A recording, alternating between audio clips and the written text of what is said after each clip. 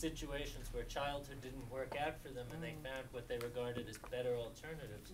And so my sense is, instead of trying to answer that question of can somebody consent, some kind of an assessment of what kind of things people need. And it might sound a bit like, dare I say, a harm reduction approach to sexually involved minors, but you kind of have to meet people where they are, because if you don't, they wind up being driven away. And so it's a pretty nasty secret to maybe some of you out there, but there are actually quite a few people under 18 who are consenting to sex, some even under 16. And I guess if you're going to try to make it on their own terms, which is you can't turn the clock back and put the virginity back in the boys and the girls that have lost it. So if you can't turn that clock back, and I'm not saying I'd want to, okay, but you have to kind of meet people where they are in order to help them. And if that's your goal, I think these arbitrary numbers like 18 and 21 and even 16 are not going to be very useful to helping people who need help. So I guess that's a way of not answering your question. I wanted to piggyback off that, though. What's disturbing to me, even in that trend, is that, say, coming from Nevada, okay, at 16 is the legal age of consent for non-commercial sex, but it's 18 for commercial sex. All of a sudden, because there's a exchange of value in there, it changes the, has that ever been legally challenged? It seems really... I don't know. I know in the UK they challenged the rule about 5 years ago, that the age of sexual consent for heterosexual sex would be 16 and for gay sex would be 18. So maybe there's hope here. Yeah, I think that's an excellent point, that basically federal laws and state law in terms of age of consent are different things. Like, pragmatically speaking, that creates some kind of, it's a bit odd. But I think the other thing that I think people were trying to do with this is, I think a lot of people felt that it was really wrong that young people who were engaging in survival sex or who were being pimped out into the sex trade were being arrested and charged with prostitution.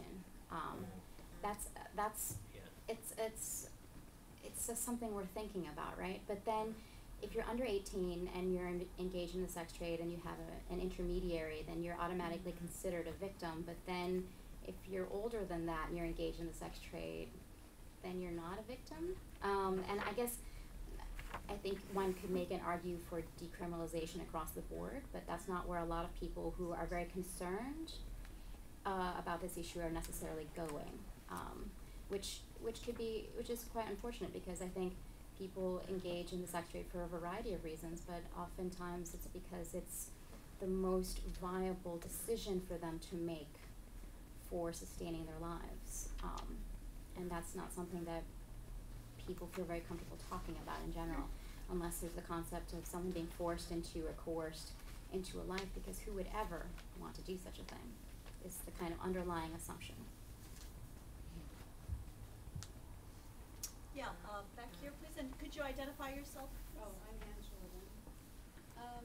I actually only heard the last two presentations, but I just wanted to commend the speakers, because they presented some very important and interesting concepts that have not been prevalent in the debate around trafficking. And I think that I'm kind of making a pitch, because there's a lot of students here, and students are always asking, well, what can I do to combat trafficking? And we know that it's a very complex issue, but I think that people who are really concerned, you don't have to focus on something called trafficking. If you look at the kind of issues that have been raised here, there is so much work that my mind is like sparking all these ideas and things that you could do by listening to the problems that they're raising in the way that our society just ignores all of these youth, all of these children on the street.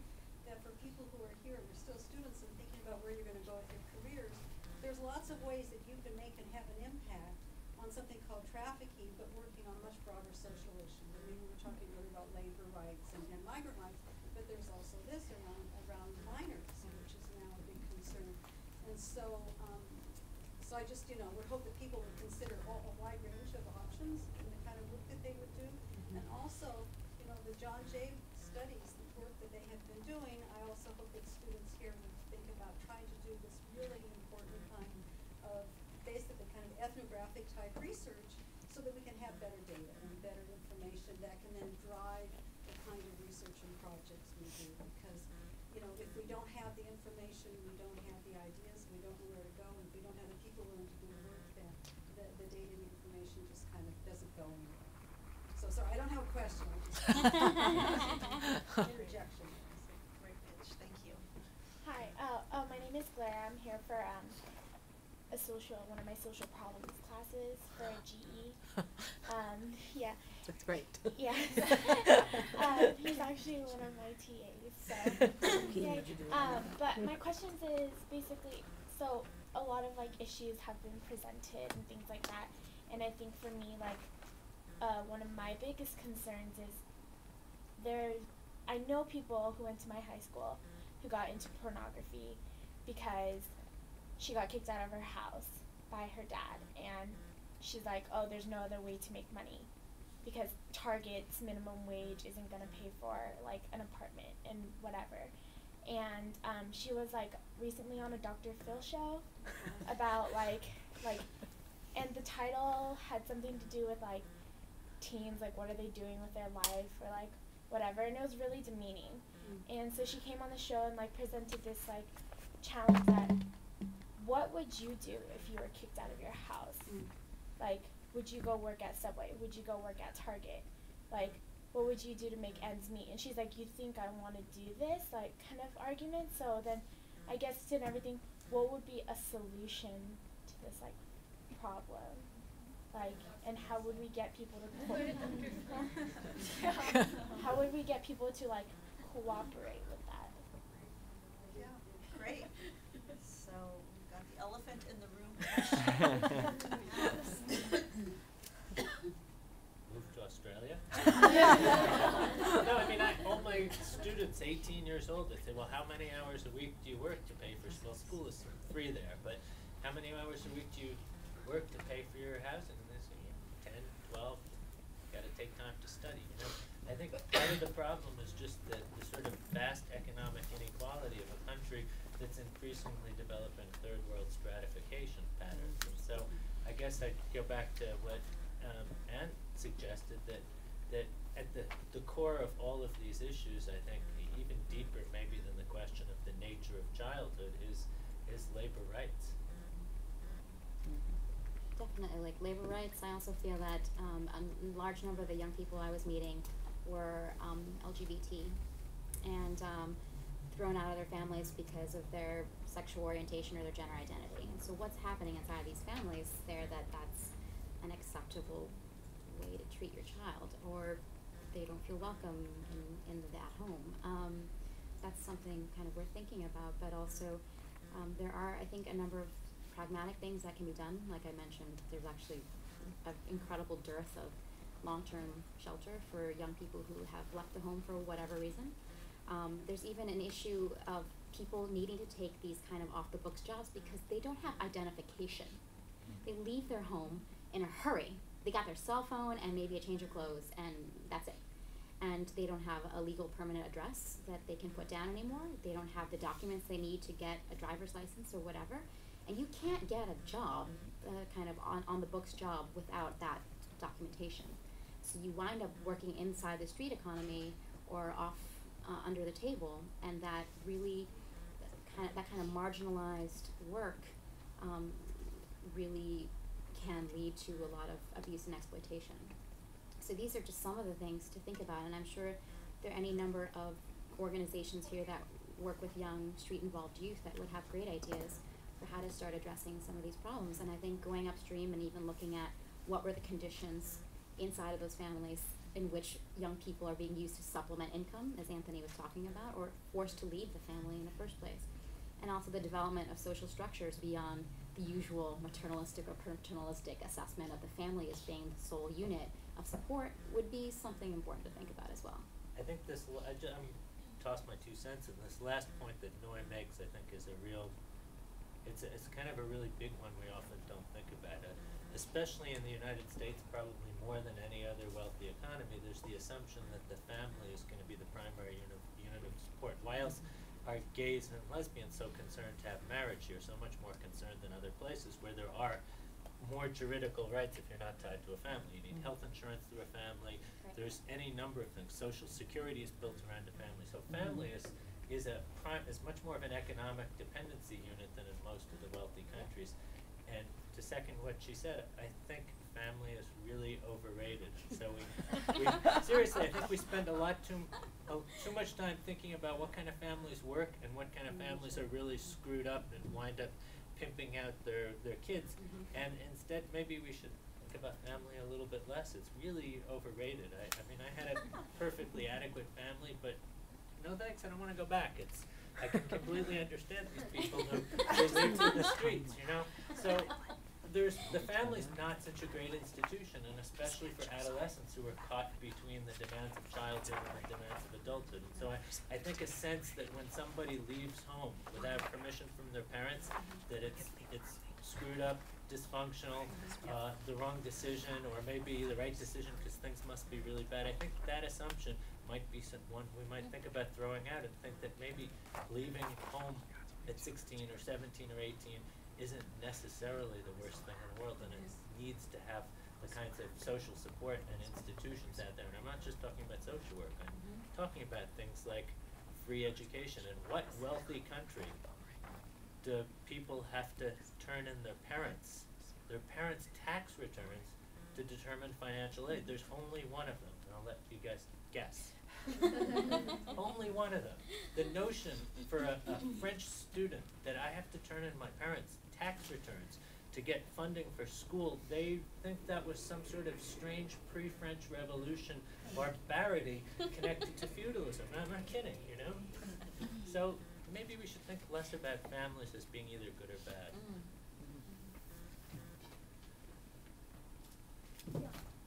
I think like missing in the dialogue about pimping is a discussion, like a complex discussion of relationship violence. And like if I go to meetings on domestic violence and relationship violence, like they don't want to talk about pimping or prostitution, and people look to law enforcement to solve this problem, and they don't want to look at their own relationships and how we are so, as American culture, unable to even digest this. And people like Chris Brown are getting Grammys, and Rihanna and Chris Brown have a video, and pimp is in every single song, and that's totally, I mean, I'm a sex worker of 13 years, so let me just put that out there. And I, you know, with Prop 35 passing, it makes the definition of pimp pretty much everyone that my money goes to, including any partner or lover that I would have or live with. And so when I worked with my boyfriend of 2 years, we lived together, but we had a discussion about how we couldn't disclose to the police if I was ever arrested. If we lived together, you don't live with me, you just work with me. You don't know what I did in the room, you're just my driver, you know, so there was a criminalization of our relationship. But really, I mean, me giving him a job when he refused to work otherwise because he knew that working with me made more money than other jobs, he was really my pimp, you know, and I knew that. But for me to even say that openly, to destigmatize that, is so complex. And people don't understand that, but I'm not saying that in a way to say that I want to call the cops on him, but it's really about kind of socializing. It's the same problem with abortion and sex education lacking. It's all connected, right? So we don't have a model that teaches young people about these forms of relationship violence, and that makes them very vulnerable and susceptible to high school age pimps who are really just their boyfriends who are older, who may be 18 and have access to their parents' credit card, who can place them back page ads, or who can let them borrow a cell phone. It's as simple as just having access to those basic things that are required in the sex industry. It's a cell phone and a credit card.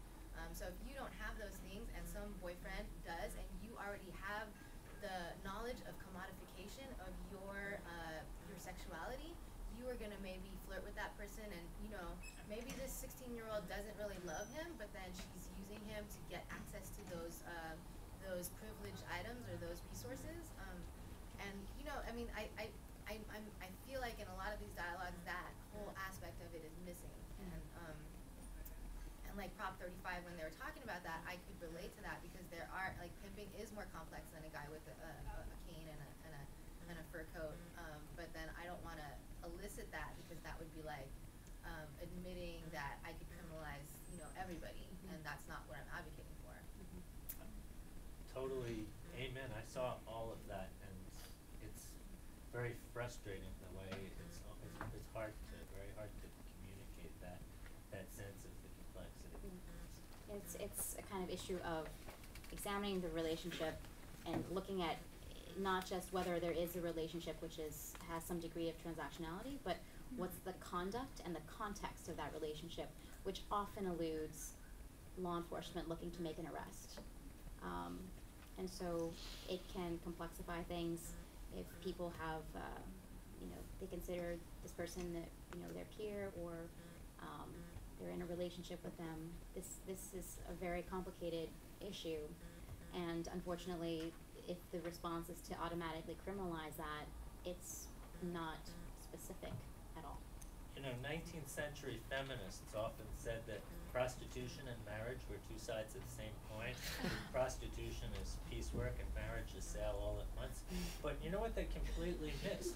The fact that pimp and husband in some ways are two sides of the same coin. There's everything from the person who cooks you breakfast on Sunday morning to the guy who's a guerrilla maniac, and that happens in both pimp and husband roles, and somehow or other they missed that, I think. I mean, to like bring in what Emir's research is about, it's like that gender, those gender roles in families, especially with people of color families, where the boys get to sit around and the girls have to do the working. Yeah. It doesn't matter if you're doing sex work or if you're working at Target. If your boyfriend's sitting around playing video games while you're bringing home the money that you guys go out with, he's your pimp. You know what I mean? And that's like something that young people are not really willing to admit. And that happens so often, where the girl is doing all the work and the guy is just like sitting back and you buy me shoes and oh blah blah blah, and that, like, when I teach sex education to young people, and I tell them that pimping is not just related to sex work, it's a like pervasive part of our culture, of youth culture. And so you guys need to check your relationships and look at who's doing all the work. That's great. I have a couple of questions for our first two speakers. Kind of bouncing off of this discussion, can minors have agency? Back to non-sex working children, youth, minors. What constitutes coerced child labor? Can we have child labor that's not coerced, that's agentic? And our children or youth, because some of the kids that Emir studied were pretty young, does contributing to family income earning and reproduction always constitute exploitation, or necessarily? Or what are your thoughts? Sure. So I would say, again, going back to the international standards that we base our work and our analysis on, there is definitely a spectrum, and there is a difference between child labor that's voluntary and child labor that's coerced. We wouldn't take the position that all underage labor should be outlawed, or that the child doesn't have the ability to consent to do that work. Sorry, the second part of your question. So what are some of the implications of that? Should there be a Bill of Rights for youth workers? I don't know. In particular, you talked about ethical consumption, policies. Would there be one that could, as opposed to don't buy anything produced by children, only buy products and services produced with certain regulations, living wages? Yes, I think that we would definitely position ourselves on the second side of that. Just to clarify, our lists are not intended to be bans or calls for boycotts. So it's just to raise awareness and call attention to the fact that these things are happening. And then there are roles that we see that different people, different groups would have, and government being one, civil society another, and then the business sector to have its responsibilities. So, and you have to also think about the possibility that by doing something such as not buying a product because it's made with forced child labor, that could have a worse implication for the children who are in that situation. One of the biggest selling commodities that we know, it's not a secret by any means, is tainted with fairly pervasively with child labor, is cocoa. I mean, how much chocolate do we buy? How much cocoa butter do we buy? And the different cosmetics that we purchase. But that child labor is being produced on very small operations, very small plots of land, run by families or just a single farmer with a few people to help. And if that economy were to collapse, if the demand for that were to completely disappear because people were morally up in arms about it, then those children would not eat. So we have to think down the road of, yes, we want to end these practices, but a blunt instrument like refusing to buy something or blacklisting a company rather than trying to maybe reach out to them, speak up for the values that you care about, and see what kinds of remediation or alternatives can be provided. I think that's really where our office stands on those concerns. And in terms of the children having agency in the decision to street vet with their parents, over and over, the children that I interviewed highlighted how they made the decision to street vet with their parents. But it wasn't just like, oh, I want to go help and I want to street vend, or this sounds like fun. It was a matter of my parents can't work full time. My dad just got fired. They can't find employment. If I don't help them, who's gonna help them? So it was a difficult decision for them as well. It wasn't like they woke up at 6 in the morning eager to go street vend, but they saw the need in the family. One of the girls that I interviewed said that she cried during my interview. She started crying and she said that she was very embarrassed. She hated street vending. That she didn't like to street vend in her neighborhood because she didn't want to see her friends or her friends to see her street vending. So there's a lot of stigma attached to this type of work that's seen as immigrant, backward, something that doesn't happen in the U.S. A lot of them were told on the street, you should go back to Mexico, and many of them were like, I've never been to Mexico. So it was a difficult decision for them, but I think it was more difficult for them to realize that if it wasn't them helping their parents, then who else? So this girl that was crying, after she calmed down and she even laughed and she said, you know what? If I didn't help my dad, like if he was making $700 a week, come on, like we wouldn't be able to own our own house. They were homeowners. I wouldn't be able to get my truck. She was turning 17 and she was gonna get her own truck. So again, this idea of no, they didn't like it all the time. They saw the need, and they also saw the benefits from their own work. And this girl in particular, she was in a private Catholic school. I believe they paid about $300 in tuition, and her sister was also in this school. So there was a lot of bargaining that took place between parents, and a lot of decision making as well. And that's one of the things that I capture in my dissertation, of how it's not an easy process and how families engage in this type of decision making together, and have to make sacrifices of not spending time with their friends on the weekend, or not being able to just go to the movies or Disneyland, or some of them complain about not having a regular childhood. So that's my 2 cents for that. I'm in Boston here at USC, and I was just wondering if any of you had any thoughts about where lawyers fit into this conversation. So whether you have any idea of ways of perpetuating the problems we're talking about, or ways they can potentially alleviate them.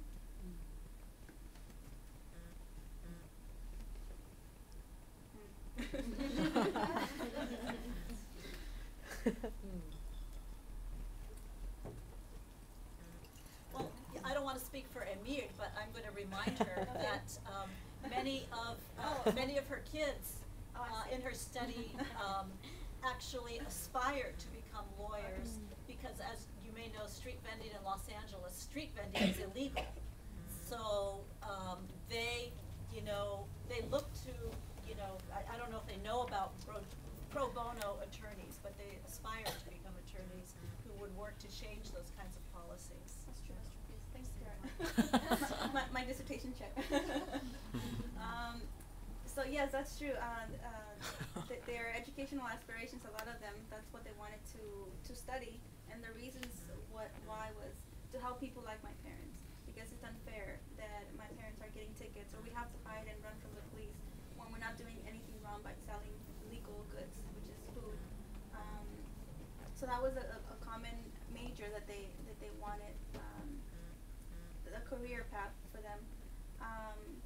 But actually, we could talk more, I think. There's the ELAC community, an organization here in Estrada who's organizing street vendors to legalize the street vending in LA. And so we need creative people that can help us, get ordinance passed that don't make it impossible to be able to street vend. Currently, and we have another expert in the room, Grace Durden, that you can probably also contribute to this discussion, but it's virtually impossible to get a permit to street vend if you don't meet certain regulations. For example, you can't sell fruit. You can get a license to sell fruit, but you can't have a knife. You can't sell watermelon. You can't sell certain types of fruit.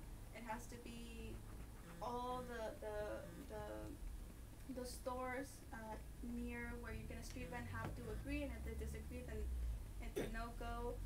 There were street vending sites where it could be legal to street vend, but that's not the case anymore. So a lot of contradictions in the city ordinance that make it virtually impossible to street vend. So having creative people that understand and can interpret the law would be very, very helpful. I think being a public defender is kind of awesome. If you're going to be underpaid a lot, at least you're going to be doing some good work. I definitely know a lot of young people who told me their rap sheet was a mile long, and I think there is not as much understanding as there should be among law enforcement about the nature of prostitution charges as vis-a-vis minors. There's a lot more education that needs to happen around those issues. I think there's certain law clinics sometimes that help do a lot of really interesting and informative work researching legal provisions around trafficking and helping refine and clarify those issues. Pro bono work on trafficking and other issues is always needed, assistance on that, definitely. And then I think that was about it as far as in terms of the domestic minors and the sex trade that I've come into contact with. They definitely, you get a bad start in life if you have a really long rap sheet. It just makes it really hard for you to step out of a situation that is potentially abusive and exploitative.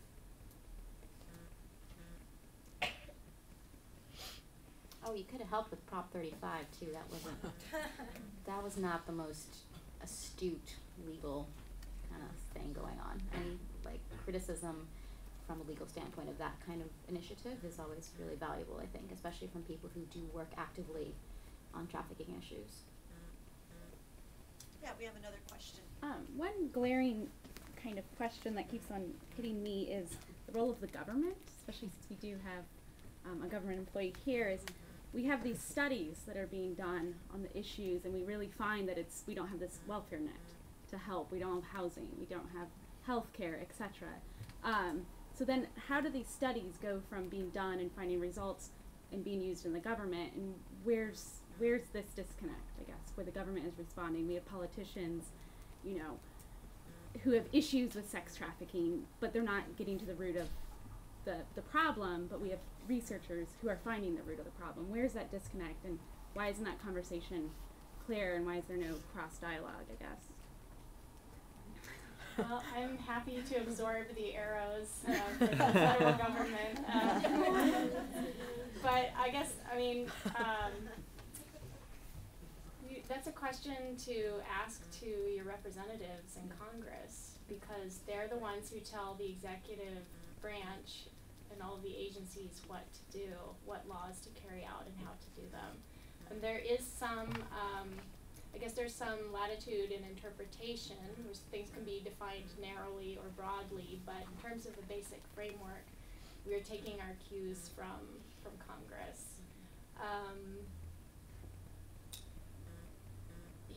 there's also room, I think, and this seems to be something that the Obama administration is, an approach that they've been taking lately, is to see what can be done from the White House that doesn't require legislation within the authorities that the executive branch already has. So any,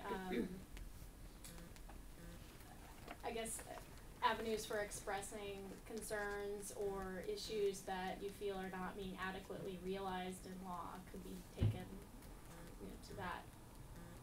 Just ask President Obama, and I'm sure he'll fix it. Do a petition.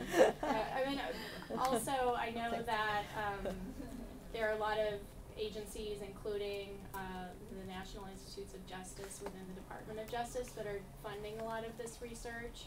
And I know that the intention is that findings will be reflected in the implementation of the authorities that they have. So I know it's not a completely satisfying answer, but that is sort of where we are, I think. No, it's like New York City, the favorite thing to do is rail against sex trafficking of minors and then cut homeless youth shelter. I'm like, wow, you can do that all in one sentence? It's awesome. So that's not really acceptable.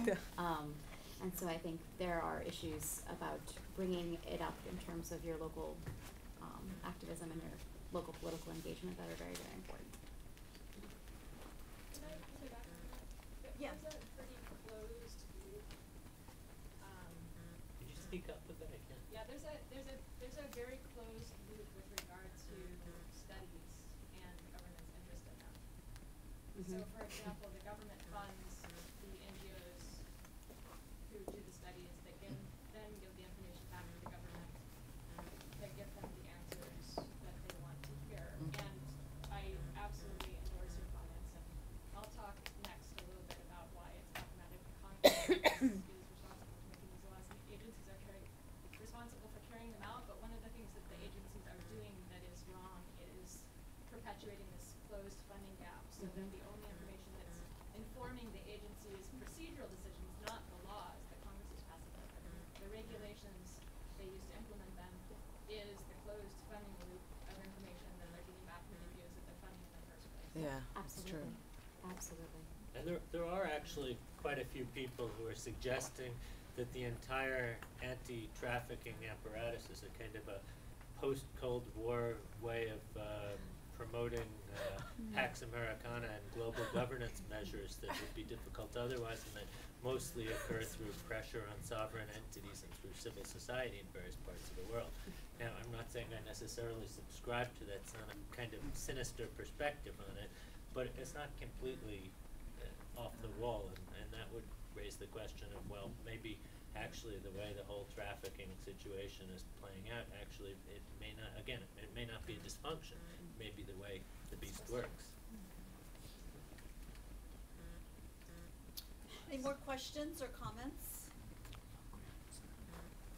Great. Well, thank you for your attention. Thank you, and please join me in thanking the panelists for all.